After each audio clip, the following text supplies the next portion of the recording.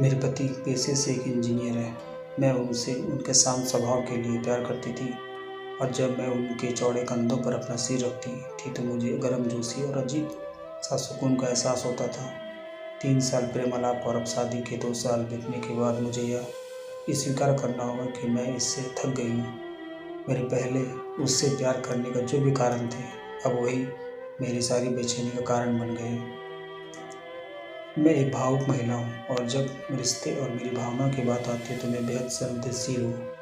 मैं रोमांटिक पलों के लिए उसी तरह तरसती हूँ जैसे कैंडी के लिए तरस रही एक छोटी लड़की।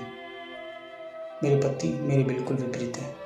उनकी संवेदनशीलता की कमी और हमारी शादी में रोमांटिक पलों को लाने में उनके असमर्थता ने मुझे प्यार के विषय में निराश कर दिया है।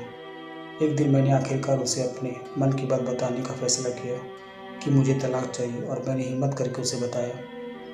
आखिर क्यों? चौंकते हुए उसने पूछा।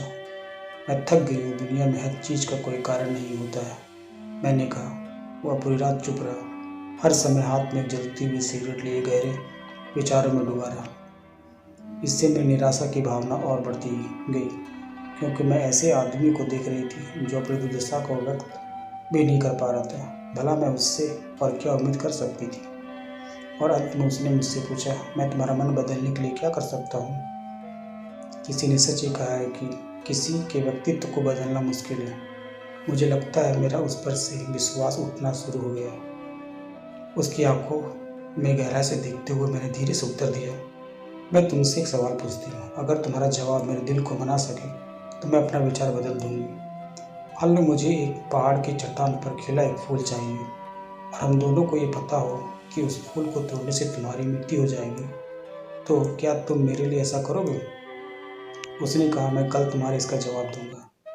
उसकी प्रतिक्रिया सुनकर ही मेरी उम्मीद धराशायी हो गई। मैं अगली सुबह उठी तो पाया कि वह चला गया था और सामने के दरवाजे के पास खाने की मेज पर दूध के गिलास के नीचे उसकी खुरदरी लिखावट के साथ कागज एक टुकड़ा पड़ा था जो पढ़े जाने पर ये बातें बयां करता था, जान, मैं तुम्हारे लिए वो फूल नहीं तोड़ूंगा, लेकिन अगर तुम चाहो तो मैं तुम्हें इसके पीछे का कारण जरूर बताना चाहूँगा।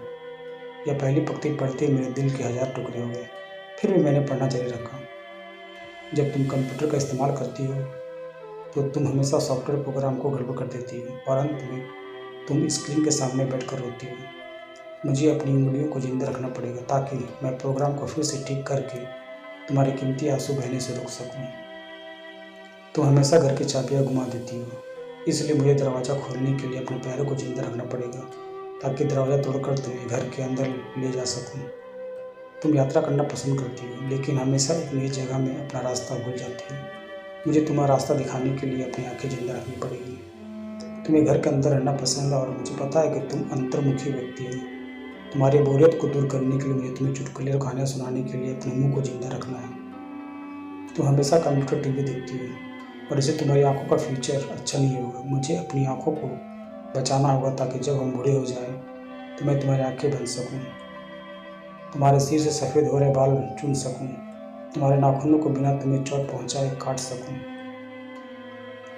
मैं भी समुद्र तट पर टहलते हुए तुम्हारा हाथ पकड़ना चाहता हूँ, जैसे तुम धूप और सुंदर रेत का आनंद लेती हो और खुशी से गाने गुनगुनाती हो, उसे मैं अपने कानों सुनना चाहता हूँ, इसलिए मेरे कान जिंदे रहने चाहिए। जब तुम नहा कर निकलती हो तो तुम्हारी भीनी भीनी खुशबू को महसूस करने के लिए मेरा नाक जीवित होना चाहिए। इसलिए मेरी जान, जब तक मुझे यकीन नहीं होता कि कोई है जो तुमसे इससे अधिक प्यार करता है, मैं तब तक उस फूल को नहीं तोड़ूंगा। और जिस दिन ऐसा कोई आया जो तुमसे इससे अधिक प्यार करे, मैं खुशी खुशी उस फूल को तोड़ लूँगा।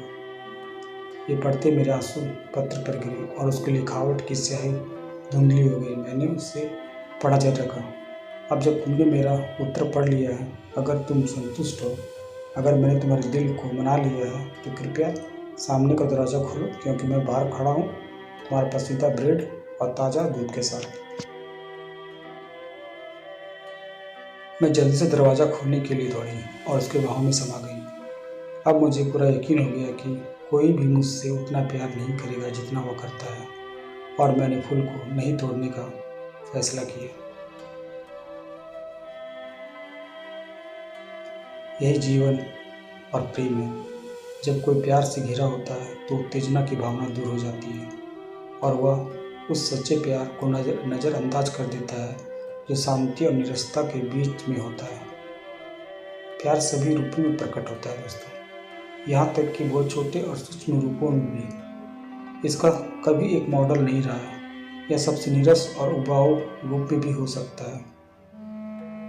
फूल और रोमांस प्यार का हिस्सा हो सकता है, फूल और रोमांस प्यार का हिस्सा हो सकते हैं, पर प्यार नहीं। Thank you for watching, please subscribe.